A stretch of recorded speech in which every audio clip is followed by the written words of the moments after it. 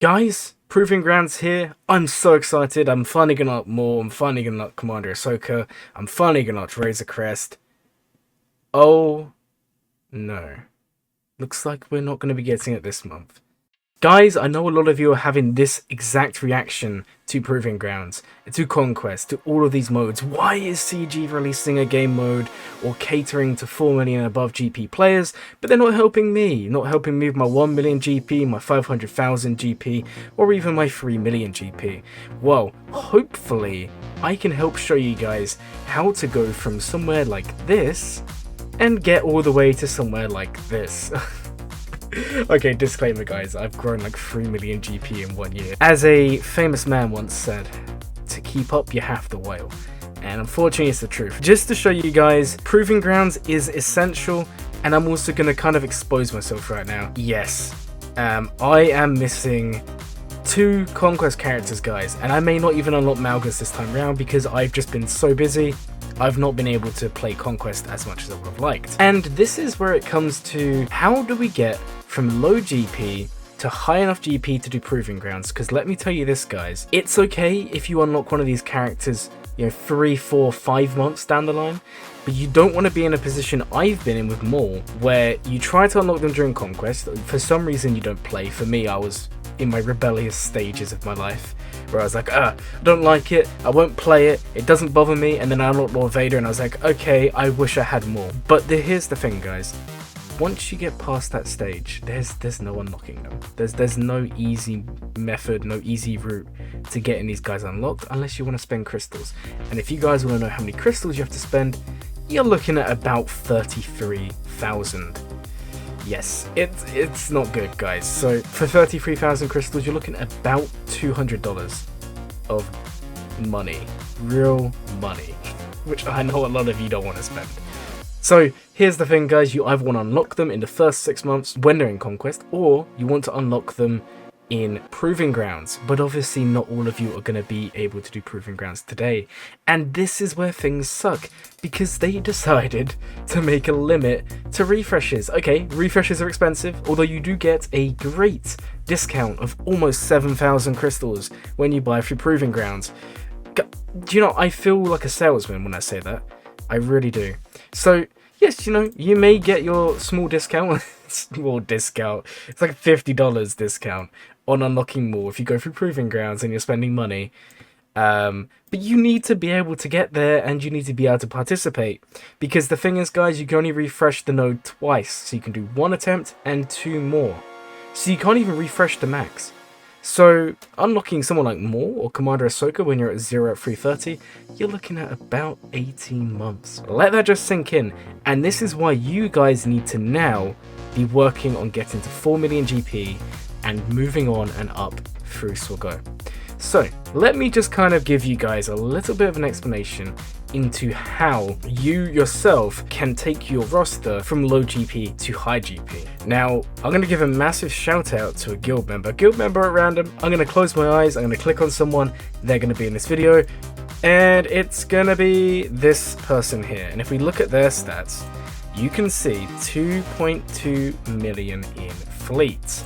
Now, if out of curiosity, if we went back into their roster and we took a look at their inventory and went to ships, and we had a look, how many ships are they missing? And do you know what, guys? They are missing quite a few. Just by scrolling up, we can see.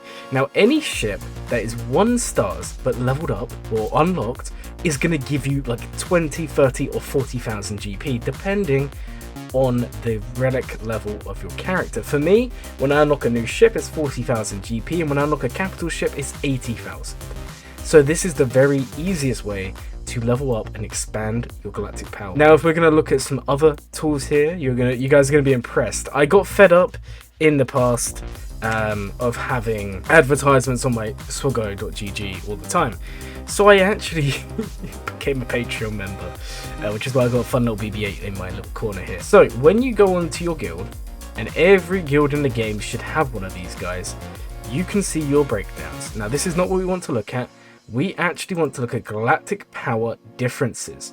When you go here, this information is critical if you want to develop your roster, basically. You can see how much GP you're missing based on levels, based on stars, based on abilities, and based on gear and mods. Now, some of you may now be saying, Glurmit, what are you doing? This is GP to go to max? No, it's not, don't worry. This is only the GP on characters you have unlocked right now. So anyone who's not unlocked is not showing up on these numbers. So for example, if we go back to the account we was looking at earlier, for some reason they're missing nothing. They're missing no GP. This is clearly not working. Let's take a look at Tusk. So based on Tusk's roster right now, they are missing 125,000 on levels, they're missing 829,000 on stars, they're missing 658,000 on abilities, 839,000 on gear, and 294,000 on mods. Now, if you guys want to see, for example, mods and all of this, obviously Zetas, remember they're about 2,000 to 3,000 GP, so we're missing a lot here, which is fine. We don't expect too much.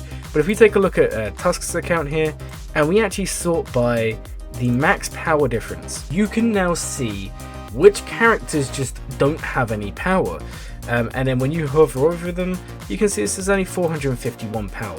If we start scrolling down, we can see that even characters like Kenobi or characters like Arc Trooper, they're actually quite low on that galactic power comparison. And a lot of this is down to mods. Now, obviously, you're not going to have 100% on anyone unless you had full 6A mods. But here's the thing, guys. If I was to go into, say, Aura and have a look at their Aura, they're unmodded. So one of the easiest ways to go from low GP to decent GP, and without spending all your credits, because I've had this discussion in the last week, and a lot of people like, Glurmit, are you trying to make me take out a small loan of $1 million to buy Swoggo? No, no, I'm not. Stop it. No, we're not doing that. Is level up a few of your characters to say level 50, and just put on some mods, just level 15 mods, because what you'll find is as you develop and progress through the game, you're going to be getting more and more mods. That's a lot of mores because there's a lot of mods in the game. And as we go through, some of you may be selling old mods. You have this weird 6-dot mod that has no speed. Don't sell it, keep it. Firstly, pilots need 6-dot mods. Going back to this screen here, which we showed you earlier, the mods are obviously the easiest, the gear's probably the hardest, the abilities. If we go back to someone else's account, and this time we're going to go to Stars Eternal, just going for different guys, going to give a showcase of everyone in the guild today, and we look at someone like Moff Tarkin. Here we go. When you click on a character like this, you see a breakdown of GP. So we can see they get 0 out of 8,000 from relics, they get 0 out of 4,000 from relic modifiers, they then get 1 out of 2,000 from mods, they're getting 6 out of 7,000 from gear, 3,000 out of 8,000 for abilities. Now if we was to scroll down, we can see in this case they are losing out because they do not have the 2 Zetas. Here we go, Clone Wars Chewie. So we are missing, we have 35 out of 2,000 for mods, and we have 390 out of 5,000 here. Now, remember, it's 2,000 to 3,000 for the Zeta, and there's only 1 on Clone Wars Chewie, and let me tell you this, guys, it's an amazing Zeta.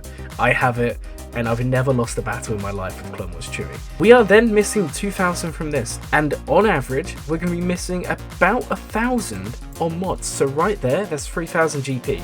And whilst this seems small, if you do this for a lot of your roster and just keep on building it up and building it up and building it up, you're going to be getting to that 4 million quickly. Now, what else can you do to increase your galactic power? Well, here's my thing for you guys. Unlock ships, unlock new characters, and here's the big thing that a lot of you won't like, pilots.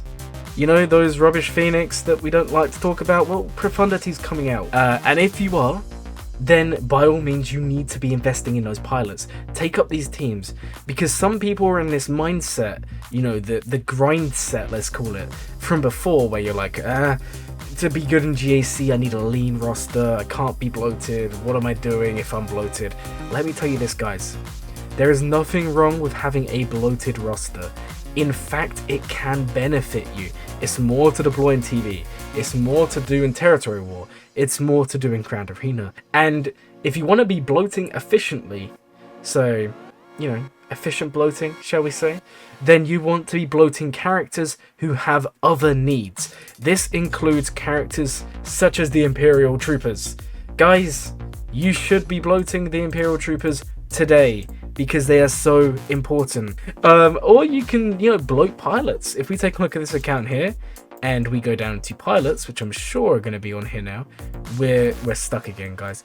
Are they not called pilots in game? Are they called like crew members? There we go. If we have a look at their crew members and we scroll down, we can see that a lot of their fleets are not going to be very good. For example, Second Sister has one of the best ships in the game. Okay, the best ships in the game. They are worth a Relic 8 and they're worth a Zeta just for that. What I'm trying to say, guys, is maybe if you have 100, 200 Zetas, I'm not talking about actual Zetas, that would be wild, but I mean like Zeta mats. If you had 10 prepped or 10 to 15 prepped, apply a couple on your pilots. Because it does make huge difference. For example, if you use Tarkin, which by the way, guys, I don't use him much at the moment, but if you use Empire with the new ship, that isn't really that new anymore, there's an argument to put the Zetas on Tarkin because his ship's actually doing better on defense instead of Thrawn, which is kind of intriguing. It actually shuts down the rebel counter a lot more. But for the most part, just put some gear and put some stuff on these pilots. Again, guys, I understand it's a long grind. I understand it's long. I know it takes a while, but what I'm trying to tell you guys is that if you work really hard and you try your best, there is no reason, and I mean no reason, why you can't be hitting 4 million GP and hitting Proving Grounds with a run.